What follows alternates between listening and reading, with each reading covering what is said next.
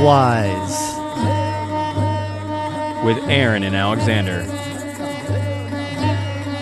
Uncovering our authentic self through self-awareness, conscious communication, and emotional responsibility.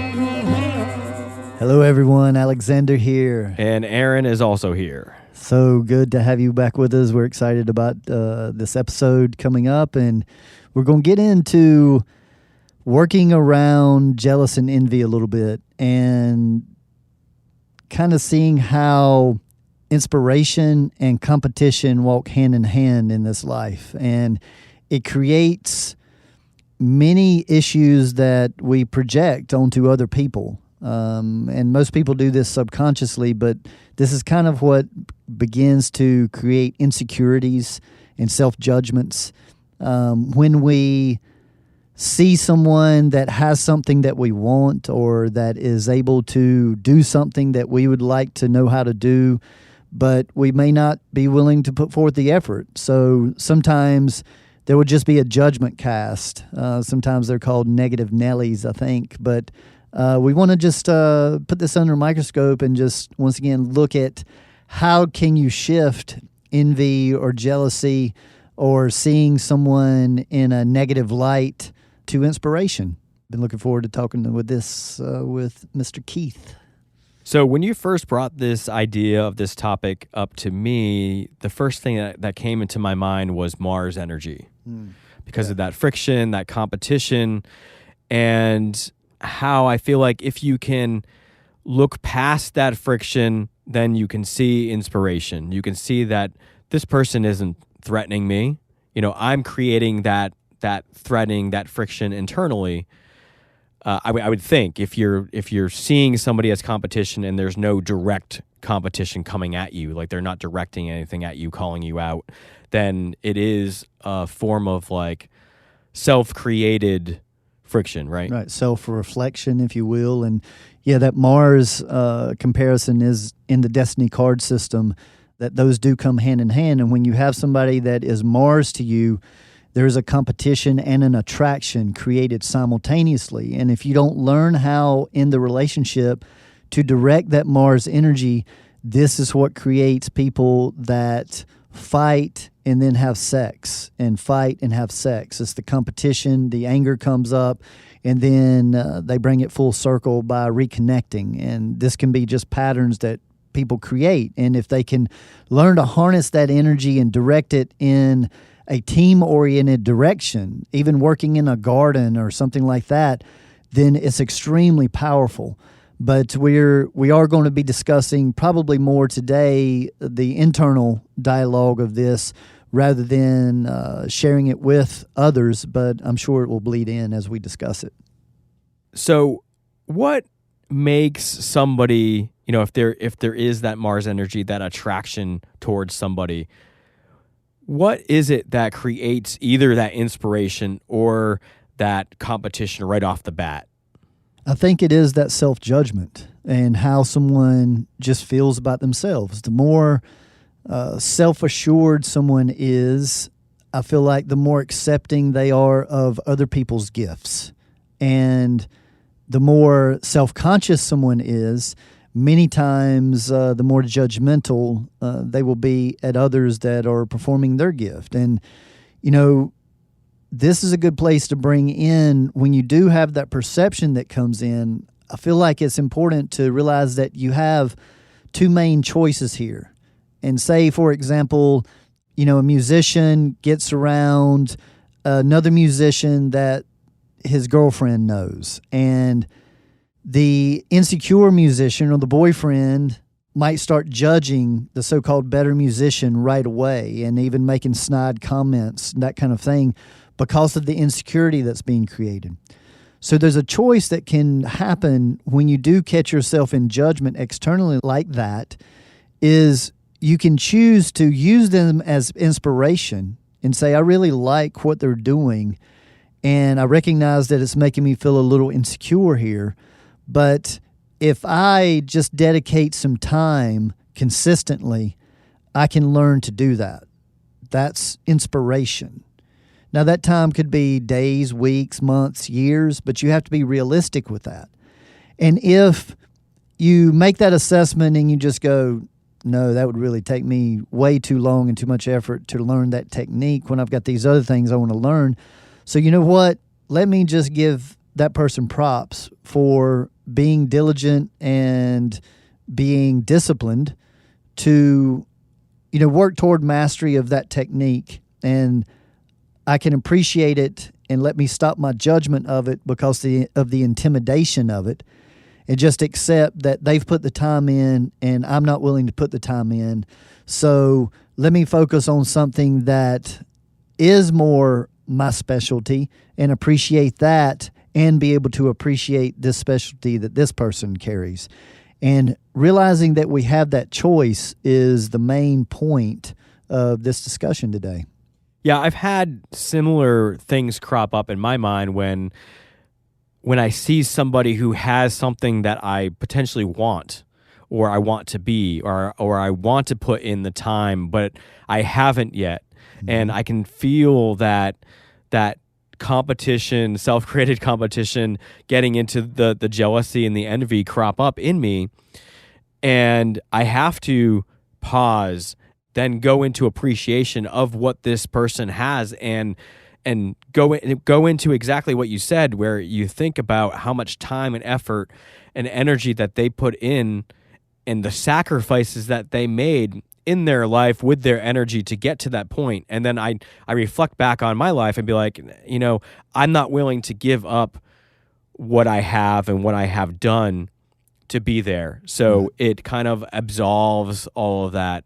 But I feel like that is where most people can have this sort of envy and jealousness, is around potentially things that they want, right? Right, yes. And this connects to, one of the 5 pillars of emotional accountability and responsibility, and realizing that when we experience a so-called negative emotion, it's just a messenger showing us that we're holding on to something that we really need to let go to grow to that next level. So realizing that jealousy and envy, once again, it's not important to judge yourself for it, but to shift that mentality, the way of looking at it, that, yes, I'm either willing to be inspired and I'm going to go work harder to move more in this direction, or I'm going to realize what they've invested and that I'm not willing to invest that, and we're going to let the judgment die there, that, no, they are better than me at that, and I want to be able to celebrate that.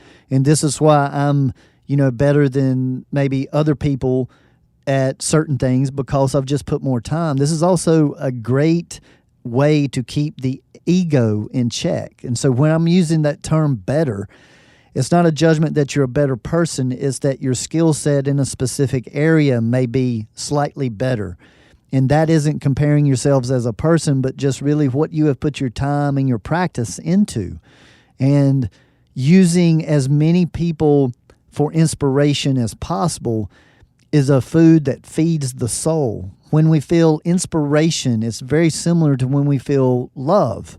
I am separating here the difference between emoting and feeling, and that I've shared before that love may be the only true feeling, but inspiration is a very close second, because inspiration, I find people have lots of difficulty explaining it, very similar to love. I'm finding that now at this time of my life, that's what I'm seeking just more and more is inspiration. And of course, God created things that inspire is endless, and the people doing amazing things on this planet is endless. And these are the focuses that we can choose to have, to seek out that inspiration rather than just waiting for it to find you. And many times when people wait for it to find them, it shows up and they don't recognize it. And so all of you people, listeners out there, You may have tremendous inspiration around you, and you're just not taking the time to truly absorb it, to recognize it, to lean into that friction, as I like to say, of that resistance that we all create ourselves, and lean into that friction and pass that barrier to see that bounty of fruit that's on the other side through doing your own self-development and working toward that self-authenticity. I like to think when I feel myself in competition with somebody and bringing in those emotions, I like to think that I can create anything I want to as long as I put the consistency and effort and energy toward it. I can develop any skill that I want. And I think what gets lost, at least in my mind, is I start to romanticize what they've done. Like if I see somebody making some awesome art with wood, like handmade wood art, like nicely sanded and stained, like that really gets my juices going. I love that. And inside I'm like, oh man, I want to make that. I want to create those things.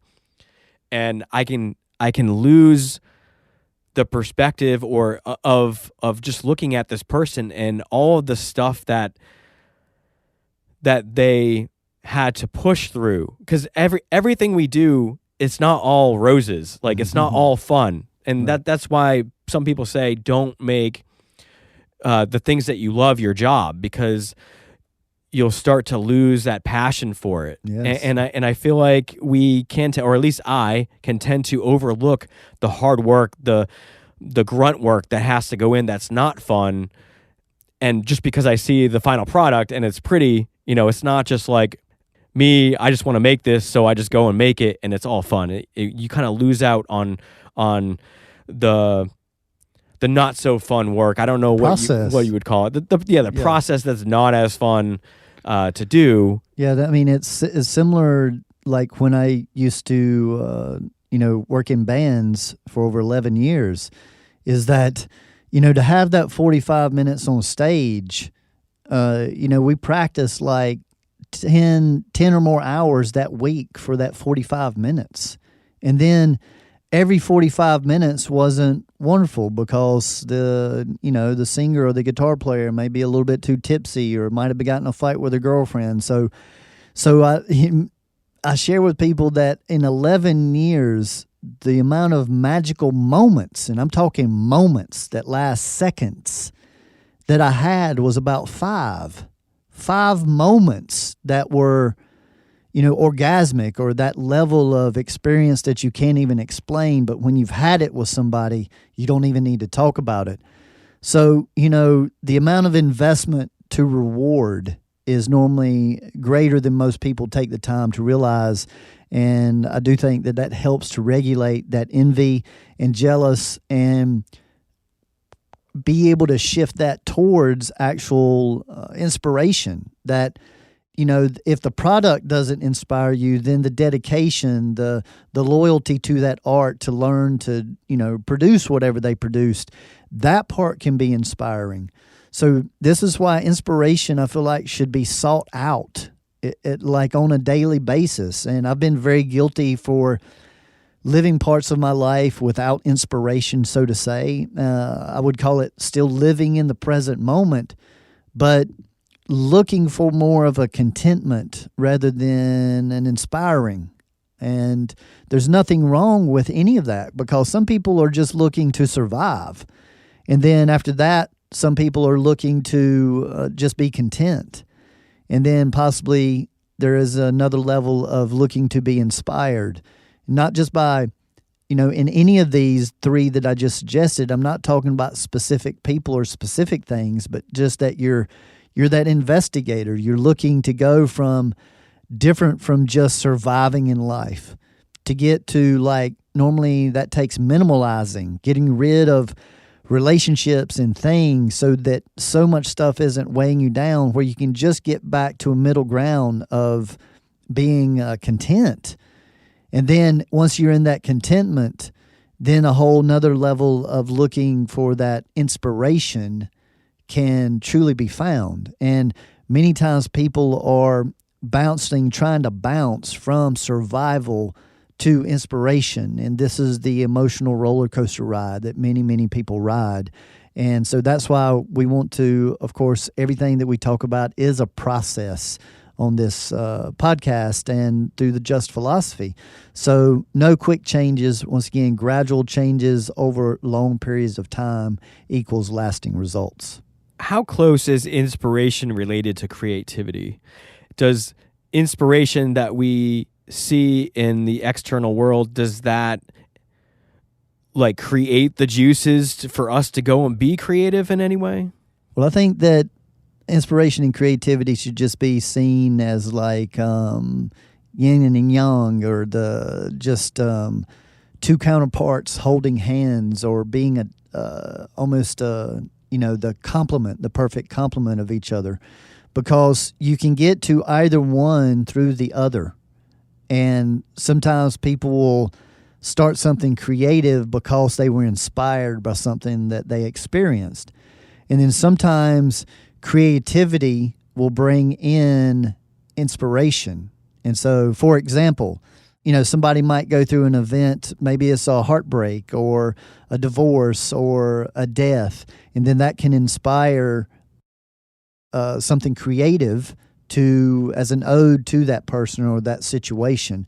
And then vice versa, you can be maybe just out in the garden doing something creative, like maybe in your flower beds or something like that, and then get inspired to create a whole new scenery in another area of your lawn or something like that.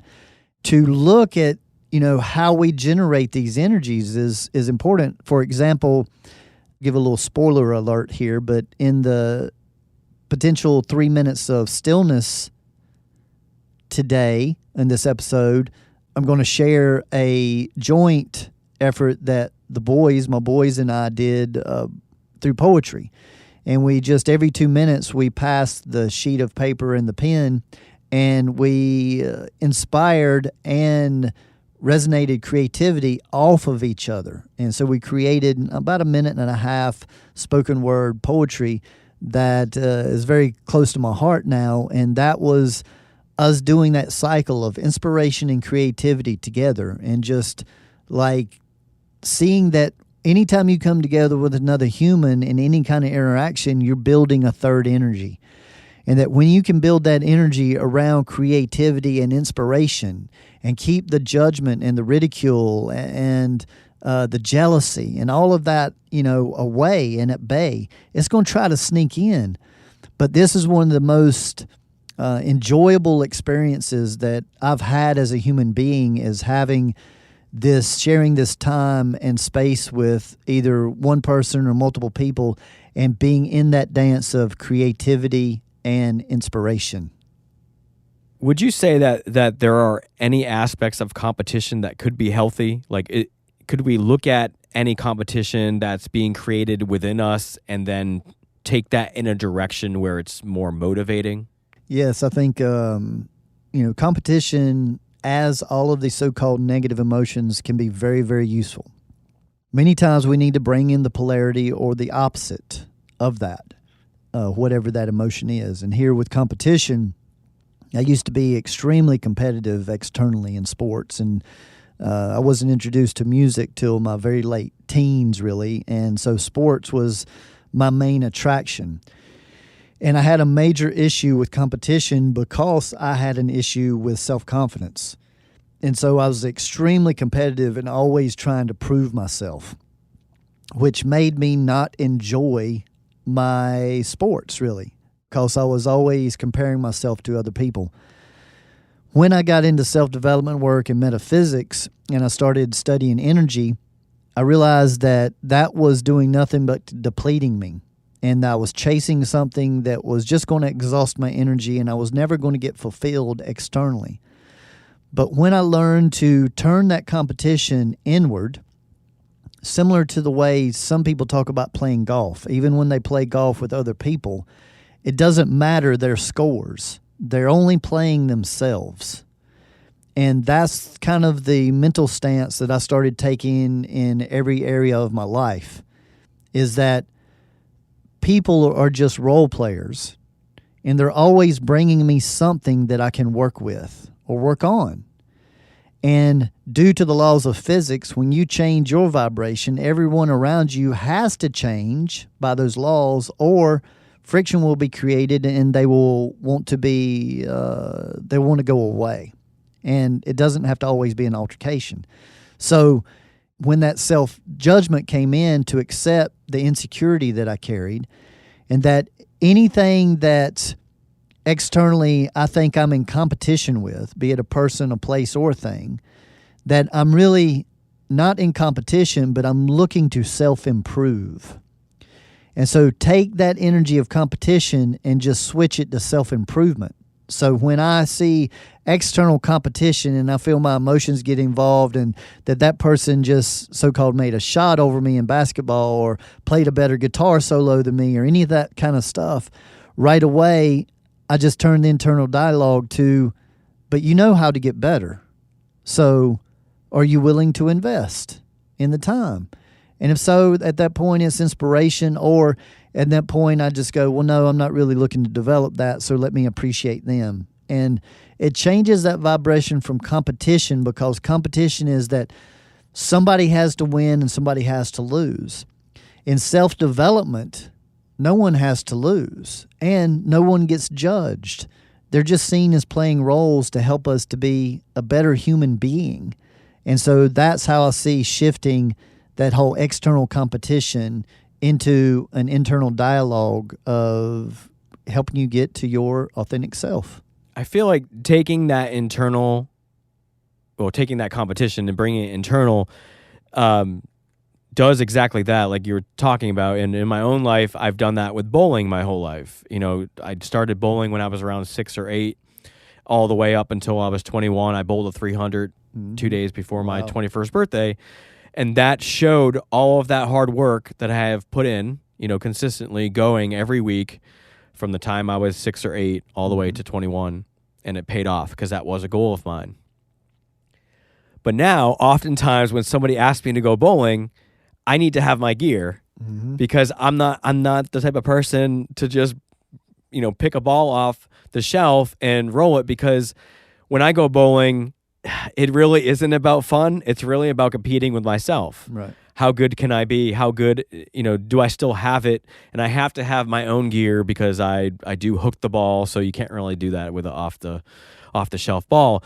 But then many people say that I'm too serious, or I don't have enough fun, and I'm too high strung about it. And I try not to be. I try to be very relaxed. But when I'm bowling, like, I'm very internal, and so I think people can misconstrue that with not having fun. And Sure. Obviously there's a fine line, and I probably am too serious about it, especially if I'm only bowling like a couple times a year. Sure. But there is that fine line, and that internal competition can start to bring in some self-judgment, or, like me, too serious. So how do we learn to relax while bringing in that competition? Yeah, I think you know, there's steps and stages to this. And in my own experience, I had to go through getting away from the sport. I'll just use that for example, basketball. I had to get completely away from it and from watching sports for many years. Actually, for myself, it was about 10 years before I came back to playing sports or watching it with a completely different mindset. And over that 10 years, I was working on competition and jealousy, all these things that we're talking about on this podcast, very intensely for, 7 out of 10 of those years anyway. And then I wanted to come back to so-called test myself, both in watching it, and I know that, we discussed, football and basketball for quite a while, a few years there when I got back into it. And I enjoyed playing, but again, it wasn't the same. Like, I didn't have this drive to win. It was more about me learning to just have fun. And this was a big deal in my life, because when I went through the trauma of losing Sherry 13 years ago, that's what I was told by a lady that I was talking with. She said, I got, divinely guided to just let you know to just go have fun. You've worked so hard. Just go have fun in this life. And I came home, and that was a brand new concept. I'd never considered just having fun. I'd always been intense, like you were just saying about bowling, but like in my everyday life about almost everything. And so that began the quest, because that's what Sherry represented to me, was fun. And she was the sunshine, and she did have fun every single day of her life. And so that's how I wanted to honor her, was to learn to do that in my life. So that meant that I had to change this focus and to realize that getting better at something sometimes doesn't mean your skills continue to get sharper. Getting better at something can mean that you learn to have fun doing it rather than always trying to be better. And so again, this is a shift from this competition view to self-development, because there's many different facets of self-development. And self-development doesn't always fall under sharpening your skill set.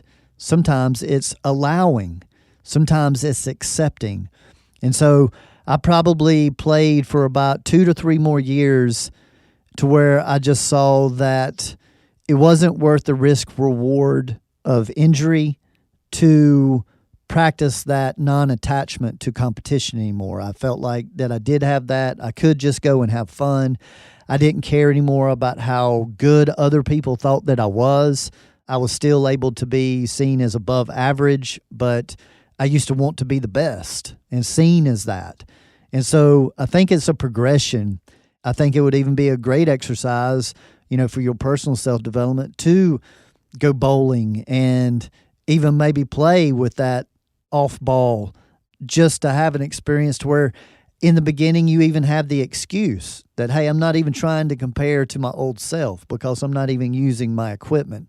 That was the break that I needed for quite a while. And then when I came back, I saw that I had lost some skills.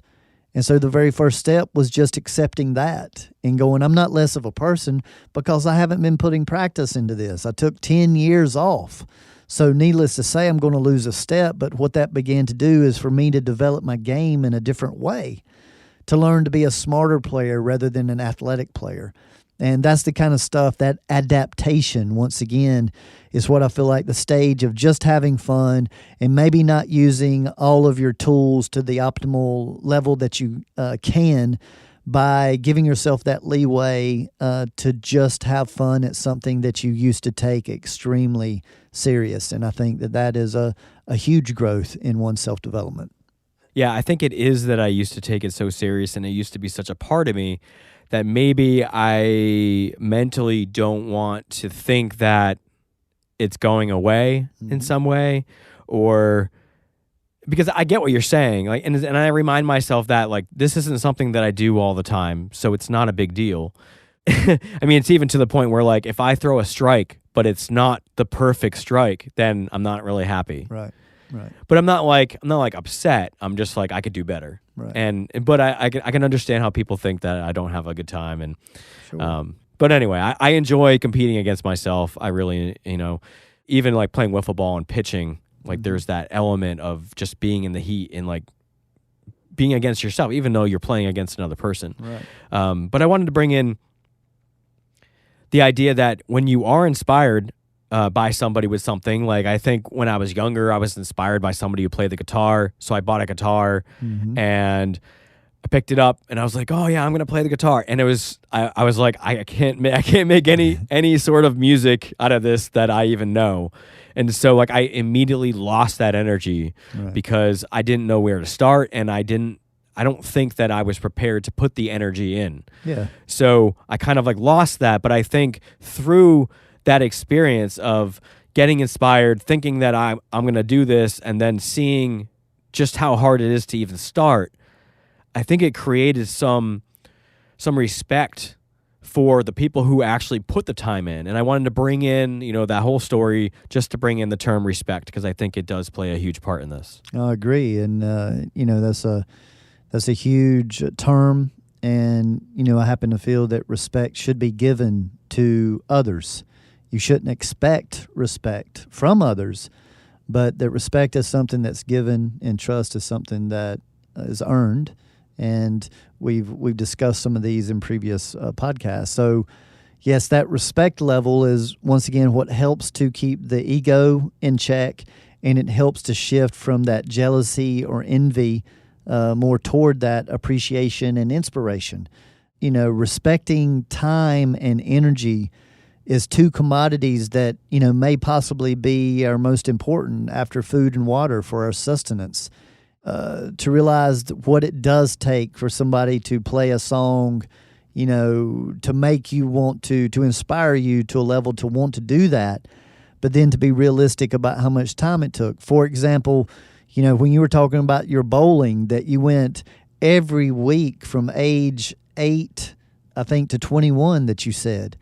And when people just take time to fathom how many, bowling matches that is for maybe 3 or 4 hours or however long every week for that many years. So if I go bowling with Aaron and I compete with him, that would be stupid of me, because I should know better. I haven't put maybe 5 weeks in total of, ever playing in my life. So, but see, I could have that natural tendency to do that.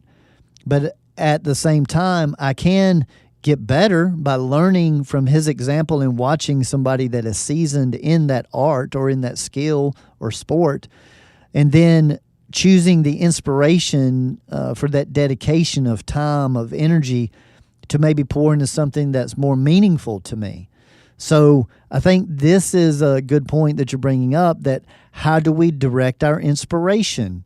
Because in order for inspiration to create creativity, to create inspiration, everything has to be so-called realistic.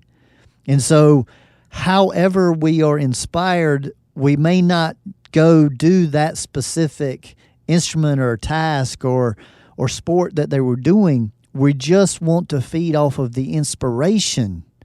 And that's the important thing, is to see all of you listeners that you're individually creative. Individually, whatever you do, no one can do it like you. You may think that somebody does it better, but somebody else might think that you do it better than them, that somebody that's even more proficient. Like, for example, Jimi Hendrix as a guitar player and Stevie Ray Vaughan as a guitar player. And Stevie Ray Vaughan covered a few Jimi Hendrix songs. See, technically, Stevie Ray Vaughan is a better so-called guitar player, technically. But nobody can play like Jimi Hendrix. It's just it's a feeling, it's a style. So no matter how perfect Stevie Ray Vaughan, and he's amazing in his own regard, he will never have that touch that Jimmy had. And that's what I want to inspire with this episode and everyone listening, is that anything you do, no one can copy you. They can imitate it. But I wish that everyone could see their special sauce, and that whether it's as good technically as somebody else, to stop worrying about that and pour your belief, your trust, your faith into your individual sauce. And then just go do what you enjoy doing, and it not be about that it's as good or better than somebody else's. It's just that you're putting your special sauce out into the world for others to taste, and that there are going to be some people that like it and some people that don't like it. That's why I respect artists, that have persevered. It's not about how popular or how much money they make, but they've just continued an artistic life throughout their time here on earth. For some people, that does become their vocation, but for some people, they separate it and they get a job to pay their bills and they just enjoy their art. So right now, I'm just really appreciating all those wonderful people out there rotating the creativity and the inspiration and feeding that to others. It sounds like you're saying get away from more of the perfection and get more into the craft. Yes, and get away from the product and more into the experience. And the more that you do the experience, just the better the product's going to be. But the main part of that product is that special sauce that I'm trying to get across. And what makes that special sauce optimal is when you believe in yourself. Not from an ego standpoint, but just that you have something to offer. And this is important, people. Just understand that you have something to offer that nobody else does. And you may even say something that's been said 1,000 times before, but no one has ever, ever, ever said it the way that you will say it, with the timbre, with the energy, with the intention. And that's what I hope to, once again, inspire people to feel their specialness rather than comparing, and use this comparing energy as inspiration. Show homage to people that do persevere, that do put the time in, and get inspired to just find an area in your life to where you just want to do something consistently every day for a little bit every day. And, over time, you will develop something that can give your life meaning that may or may not, like I said, turn into your vocation or way of making money. Some people pursue that, but it's not necessary. So, but the important thing that I do feel is that people feel inspired, because if you don't feel inspired in your life, then many times you're either at the stage of surviving or just trying to seek a level of contentment that is just a little above survival. And this next step is to actually put action into seeking out that inspiration in your life. So I want to get into what to do if you find yourself buying into that competition and feeling that jealousy and that envy, where you want to transition it more into inspiration. And getting into what you were just talking about, I wanted to bring in the 3 R's, because you brought in redirecting that inspiration. Mm-hmm. So I wanted you to speak about the 3 R's and how to utilize that in this area. But also I wanted to bring in the 3 questions for finding our authentic self, because maybe we need to redirect that inspiration, if it's in the wrong area, toward something that is supported by our intention of who we are and what we're here to do and how we're here to exemplify that.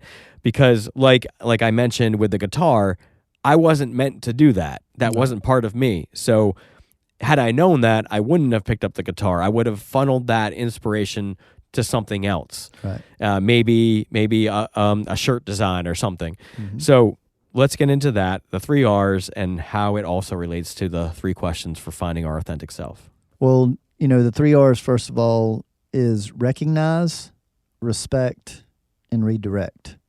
And whether this is people, places, things, environment, energies, it all works the same. That if you recognize the situation and accept it, that's moving towards respect, because respect is when you don't show something judgment, that it's either so-called positive or negative. It's accepted wherever you are, and that doesn't mean that I agree or condone where you are.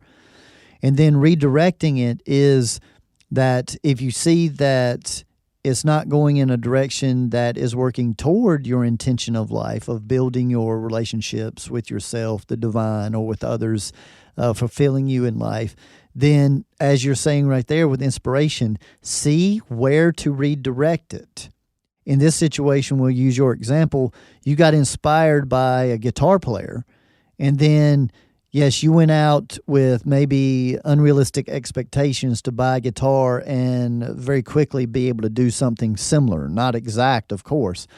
But when I used to teach guitar, I would ask every student, are you willing to practice daily for about a year before you really feel like you're learning anything? And you can normally tell within a few seconds or by a person's response as to whether they're going to stick it out and persevere. Because the response is normally either, oh, that's way too long, or it's, well, of course, this is going to take quite a while. And just that difference of perception is what's going to determine many times whether somebody ends up being a guitar player or not.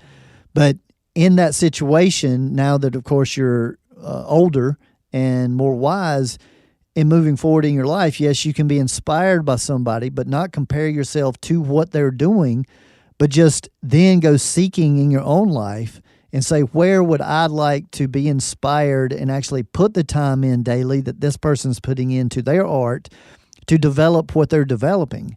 And let me do that. So redirecting the inspiration is very important. This works with negative emotions when people bring them to you. If a person feels accepted in their negative emotions, that's normally when they will consider changing their perception. But most people meet a negative emotional person with more negativity, which creates friction, which, I've said many times, everything on this plane grows through friction. So the way to stop something is by acceptance, which again does not mean condoning or approving of, but truly accepting it, that something is the way that it is. And then it's willing to be redirected when it feels accepted. And this is true for all of you people raising kids out there. For the child, in order for them to be honest with you ongoing, they need to feel accepted first before being redirected. And many parents go right into redirecting right away. And this is what creates the traumas. And now we will bring in, the 3 questions of who are you, what do you do, and what do you exemplify? And this is the undoing of these traumas where we didn't get approval growing up. And now through self-development, we're trying to understand, who we are, because many of us have had many nicknames or professional names and that kind of thing. And every one of those different names calls us to play a different role. So part of the work there, in my opinion, is choosing how many different people do you want to be. And there's not a wrong or right answer. And then, of course, the second one, what do you do, isn't about how you make money. It's what feeds you in your life, what inspires you, what are you passionate about. And, and this is where be the investigator. Find a subject, find a cause. Those of you that aren't feeling inspired, go seeking to find out what that is. Think about what you cared about earlier in life, maybe as a young child. There may be some passion there. And then that third one is how you exemplify what you do and how you exemplify what your passions are and how you exemplify sharing that with other people. So both of those parts of the Just philosophy are very important and tied into this competition, because the more that you know who you are, the less competition that you're doing in this world, and the less assured you are of yourself. Normally, the more situations you are putting that judgment and putting yourself in competition, and that's a big drain of energy. So this is why seeking your authentic self and the path to the authentic self is what really starts to heal these communication and relationship failures, and to heal these past traumas that we've been through and indoctrinated in through, the best attempts from most of our parents. I wanted to also bring in the 360-degree view of emotional processing, because I feel like it applies here. Like if I was watching a YouTube channel, this is a true story, watching a YouTube channel of some guy who has a print shop and he's making awesome things and people are really into his stuff and commenting and saying how good he is. And so maybe I have experienced a little bit of jealousy, like, oh, I kind of want that feedback from the people who enjoy what I do. And so in that moment, utilizing the 360-degree view, what should I do in that moment? Okay, I think, first of all, recognizing and accepting, those first 2 R's in yourself, and seeing that, oh, I am feeling a little bit of jealousy here. But see, that's not a judgment, it's just a recognition. And then right away, for you to be okay with that jealousy and go, oh, I see that this is also connected to inspiration. And so, see, that's where we make the choice at respect, to that way we respect ourselves, way we respect the divine, way we respect the other person, place, or thing, is by switching that judgment into inspiration.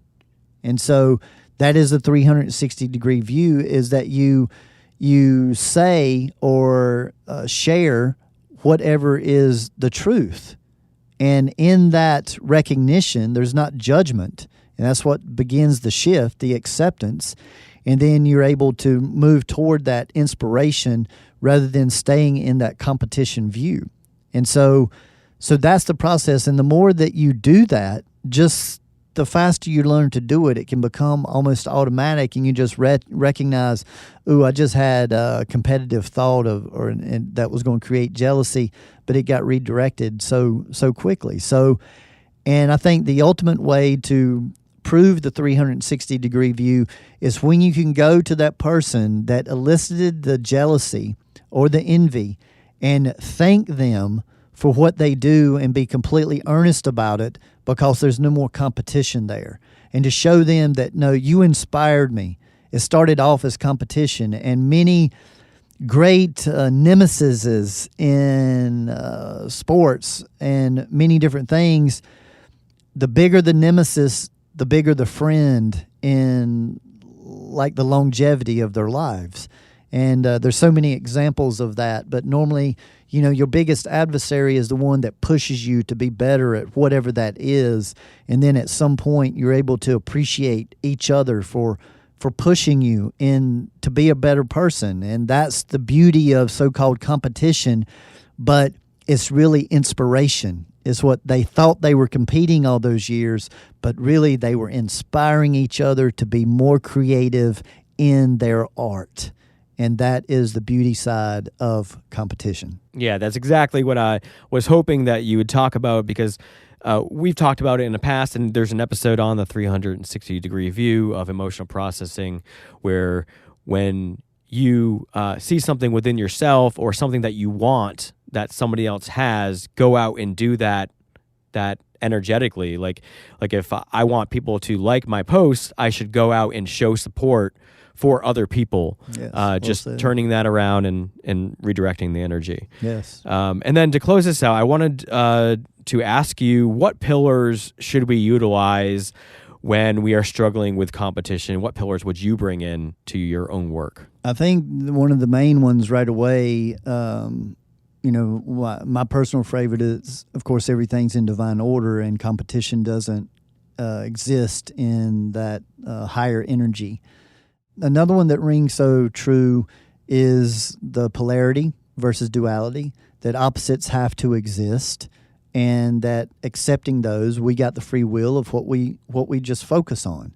So that helps with acceptance, to just understand that opposites have to exist, but we have the free will about what we put our focus on. But probably the most important one is just that everyone and every situation that you come in contact with has the opportunity to teach you something. And so seeing that soon as competition arises, there's something to learn. And if you're able to recognize that, and this is exactly what the pillars is for, as soon as we get knocked off course, choose one of the pillars to just bring us back to center. And so rather than going down the jealousy or envy road, to simply see, if jealousy is here, then inspiration has to be there. And so I'm going to recognize the jealousy, not judge it by showing it respect, but then I'm going to redirect it over here toward inspiration, and how can I get out of shifting this judgment to stay in a more useful way, because we're talking about how you spend your energy. That you're going to either burn it off and it's going to be gone, or you're going to keep it in a loop of this inspiration and creativity. And once again, that's why I so enjoy watching documentaries of both music, bands, and sports, even actors and actresses, to see that perseverance. And that's a word that we're touching on late, but it's a big part of this as well, is perseverance. And one of my most enjoyed points of other human beings is when I hear people's stories of perseverance. That's one of the most inspiring things for me. So keep persevering out there, people. Keep shining your light, working on those 3 R's. Recognize it, respect it, and then redirect it. And I've enjoyed this conversation so much, Aaron. It's been great, and I did want to remind everybody that I do post other episodes, other topics that we've discussed in this episode. If we've done other episodes, they will be in the show notes. If you're listening to this, you are supporting us, and we really appreciate it. And we are so happy that you are working on you and joining us along our own journeys. Yeah, so thank you all for your donations, whether that be with sharing monetarily or just your appreciation. We send so much gratitude. And now stay tuned for our 3 minutes of stillness.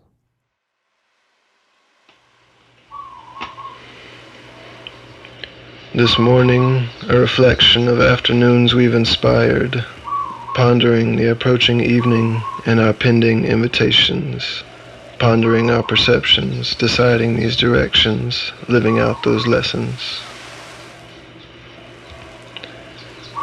Has someone arrested me? Wait, is this a catastrophe? I think I've seen the way, these suns teaching me. Washing clean our waves of intentions in the shifting sands of self. Relax into the moment, I promise it won't leave. Believe in your life's purpose. These things I've found lying around, share them as you will, for I have found you are certainly skilled. The task of tempting out our talents and voicing our reasons that it's you we're believing. Take a step in this direction, discover where it leads you, adjusting, shifting your perspective. This is what it means to. Not only words, but scars we bring to the table. Healed, yet tethered, we bask and welcome the abled. Reading through these growing lines, we risk our roles by creating choice. This is choice of what to voice. What do you offer? What do you proffer to this table of three? You, me, and he, as we approach the she's, may we all learn to be and live rooted yet flexible like a tree.